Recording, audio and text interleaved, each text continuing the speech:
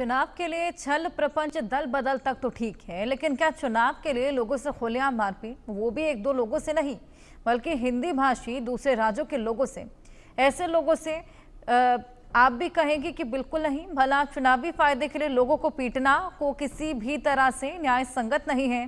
तो क्या महाराष्ट्र में ठाकरे बंधु ये बात नहीं जानते? जानते हैं, बिल्कुल जानते हैं। बावजूद इसके वो मराठी और गैर मराठी का मुद्दा छेड़कर जानबूझकर विवाद पैदा कर रहे हैं।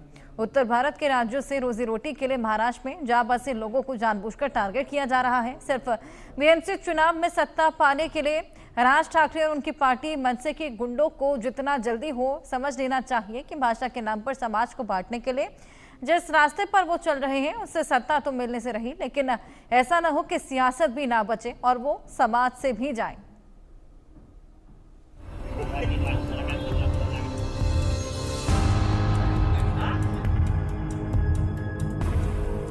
ठाकुर न बनो ठाकरे, सद्भाव रखो सबके वास्ते। चुनाव है तो बनो शांति दूत, जनता उतार देगी भाषा का भूत। मराठी का अपमान बहाना, बीएमसी है निशाना। वोट बैंक की कसक, ठाकरे की ठसक।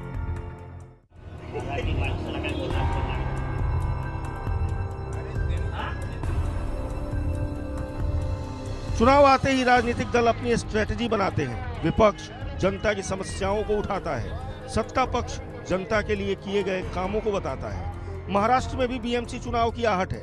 मनसे ने भी बीएमसी चुनाव लड़ने का पूरा मूड बना लिया है, लेकिन बीएमसी चुनाव को लेकर मनसे एक अलग ही राह पर निकल पड़ी है। उद्धव ठाकरे की शिवसेना और राज ठाकरे की महाराष्ट्र नवनिर्माण सेना दोनों मिलकर वोटों के ध्रुवीकरण में लगे हैं। इसलिए ठाकरे बंधुओं ने मराठी और गैर मराठी का मुद्दा छेड़ रखा है।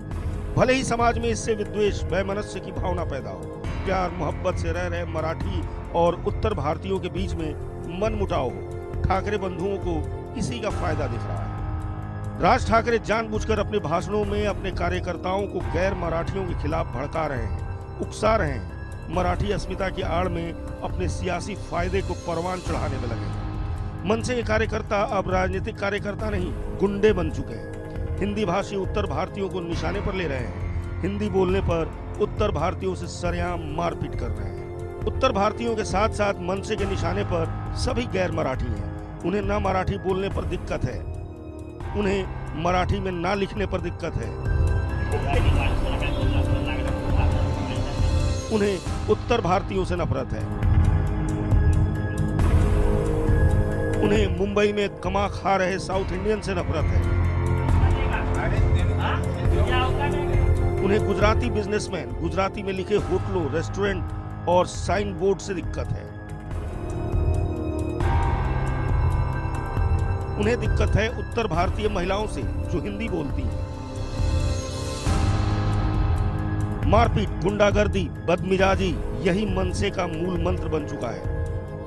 राज ठाकरे खुद को मराठियों का हितैषी बताते हुए सरकारी नौकरियों में मराठियों के लिए 80% रिजर्वेशन का शिगुफा भी छोड़ रहे हैं।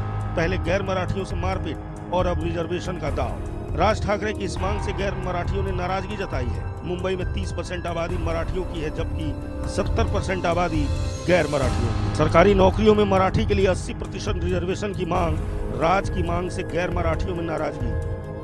बीएमसी का चुनाव ही तो है, कोई पड़ोसी मुल्क पाकिस्तान से जंग तो नहीं लड़नी है। चुनाव है तो ठाकरे बंधु चुनाव की तरह ही लड़े। समाज में जहर घोलने, भाषा के नाम पर आपस में लड़ाने की क्या जरूरत है? क्या ठाकरे ये नहीं जानते कि ये हिंदुस्तान है? यहाँ हर धर्म, हर भाषा, हर बोली को एक समान महत्व और इज्जत दी जाती है। Bureau report, India news.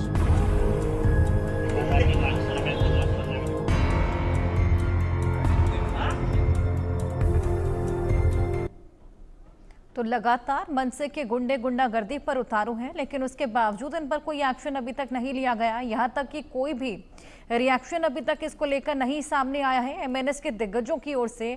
और लगातार इस तरह की सोच को बढ़ावा देने की वजह से अब लोगों में भी खासा आक्रोश है। अब देखना होगा कब तक ये गुंडागर्दी चलेगी, क्योंकि हिंदी भाषी लोग खासा खफा हैं। इसके अलावा जो मुस्लिम लोग हैं जो हिंदी बोलते हैं उनको भी लगातार टारगेट किया जा रहा है। देखना होगा आगे इसका क्या निष्कर्ष निकलता है। फिलहाल वक्त एक ब्रेक का।